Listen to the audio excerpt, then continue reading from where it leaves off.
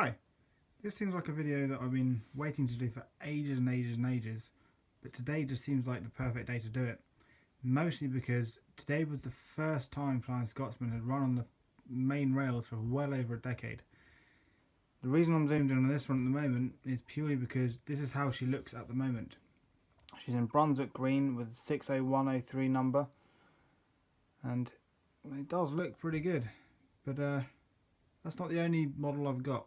And let's have a quick look at some of the other ones I've got. So if I pan out, I have quite a few.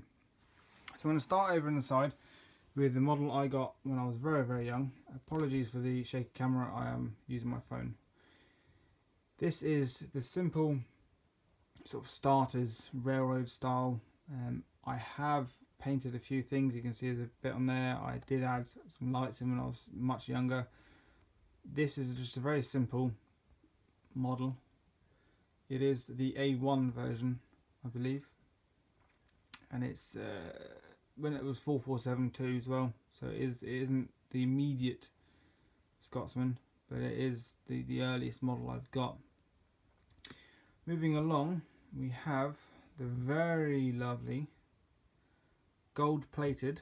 That's 18 karat gold plating on there, with a number which you might be able to see just on the back there of 103. The whole thing, all the metalwork is all gold plated. It is stunning. So again, this is, I believe this one is the A1 version as well, although I may be wrong. The A3 came with the banjo shaped dome. This has still got the round dome. This one was I imported this from America, even though it was made for the UK. I imported it from America. This is the first of the many limited editions I have, and that will be on this video. Moving along again, we have the very stunning, sorry, I'm going to move this one back a bit, the very stunning British Rail Express Blue. Now Tornado was rocking this livery a couple of years ago actually, last I saw her, and it does look fantastic. Look at the front there as well, and Scotsman in this does look brilliant. This model came with the Premier box set from Marks and Spencer's, which RRP'd at 229. And it took me a while to get this one. In fact, it took me a while to get the gold plated one as well, but I managed to get it. Now moving along again, we go back to, I say the one she's in, the livery she's in now, which is Brunswick. This one does have the double chimney, which was added later on. The blue one, as you can see, has got the banjo shaped dome here, which would suggest to me that this is the A3, and same with this one, it's got the banjo shaped dome, so it would be the A3. The double chimney was added in, and in fact there is a model that I haven't got, which I'm going to start looking out for again, which is in the Brunswick green, but it does not have the smoke deflectors, and yet it still has the double chimney. These German smoke deflectors were added in because the double chimney creates a much softer smoke, which quite often was found to get into the driver's eyes, so that's why they were added in. It also makes the locomotive look very different from, say, the Thompson and the Peppercorn A1 or A3s. Moving along to the next one, we come to our first of the double tenders. Now this is the Flying Scotsman as she appeared in 1966 to 1973. So this is out of British Rail and privately owned by, I believe, Alan Pegler. Again, he took some time to take it back, so we had the single chimney on it, but it does still have the double dome because it is still an A3. The banjo dome because it is still an A3. Now, as you may have noticed on the British Rail one and this one, they have got the vacuum pipes down the left, whereas the other three have them down the right. Now, a lot of A3s were converted, so I'm on this one now, were converted to left-hand drive to make it easier for the driver to see the signals. It made the firemen's work a lot harder, but it did make the driver's work a lot easier. I have just noticed on the next model I'm coming to that there is some damage, which is very disappointing. The next one is again the Flying Scotsman, but it's a little bit later on. I'll just quickly check. The thing is 1972 to 1975. This is with these two have the double tender. the water tender at the back for long journeys. Now, that water tender there has got the Flying Scotsman Enterprises tender. Now, I do have the 3 matching coaches that go with this. I also have the matching coaches that go with this one. That's the XLNER cream and red, or cream and maroon coaches. Going back to this one, the 3 coaches are basically Mark 1 coaches. They are in that colour scheme at the back, and they do match them very well. It does look very good. Now the next one's got quite a bit of difference, and the damage on that I noticed was just there. Just needs a little bit of tap down. And the next one we move on to is the 1969 tour. Again, I have the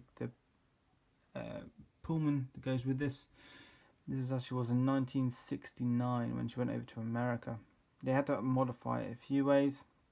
One, quite noticeably, is the front end. It's got a cowcatcher on there. You've got the Buckeye connector and the bell. You did also have to have a separate whistle, a much lower toned whistle, which sounds more like a Black 5, to be honest with you.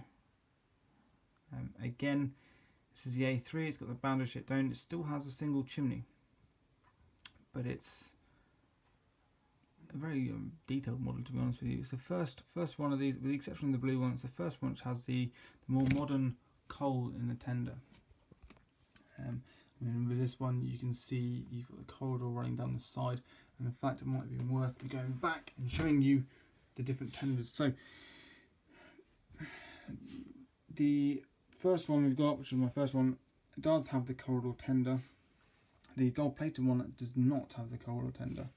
Neither does the blue one, and neither does the early British Rail one. So it is slightly different because the one she's running today has the corridor tender.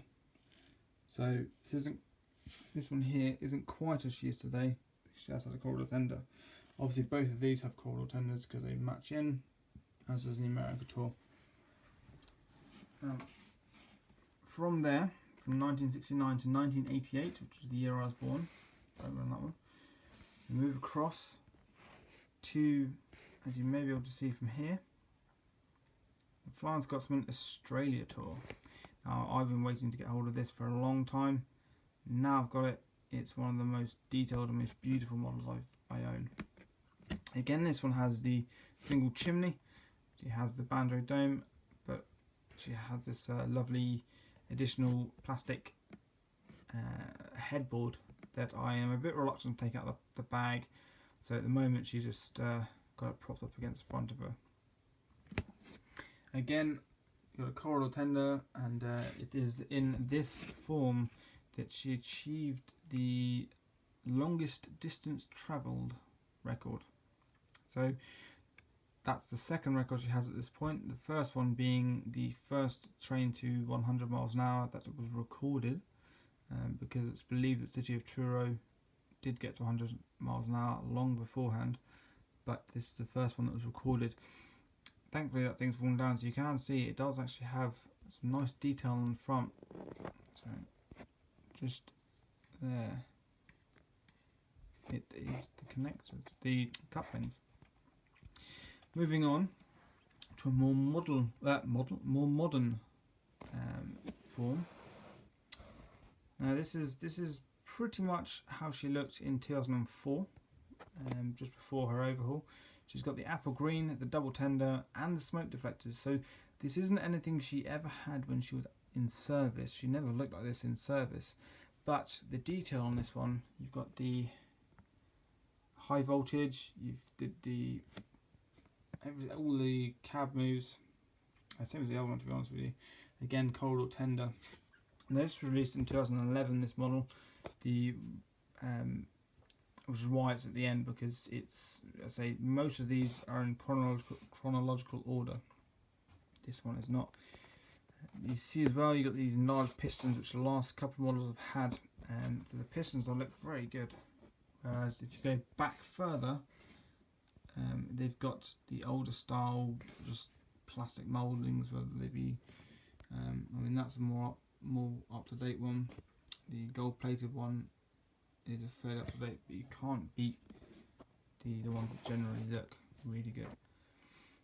And then finally, which is one of my favourite models, is the Wartime Black.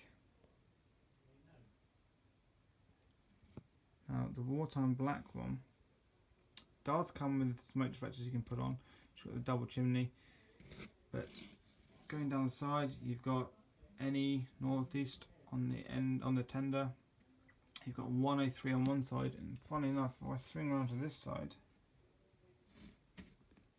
you have 502. So that is, again, I bought these two at the same time, and with the exception of, let's zoom out and focus. There we go. So all of these up to there, 1, 2, 3, yeah, so all those 6 are all limited edition models, as is this one here. This one isn't limited edition, but it's a premium edition, which I guess you could call standard now. And then the old one there. So that is my collection of Flying Scotsmans. There are a few more I need to get hold of. There are a few more I want to get hold of, and over time I think I will get them. There's also going to be one released later on this year by Hornby for the Collectors Club. I hope to get that. I do need to rejoin the club, but it's a nice collection, I believe, and I say with the matching coaches, some of them do look really good. But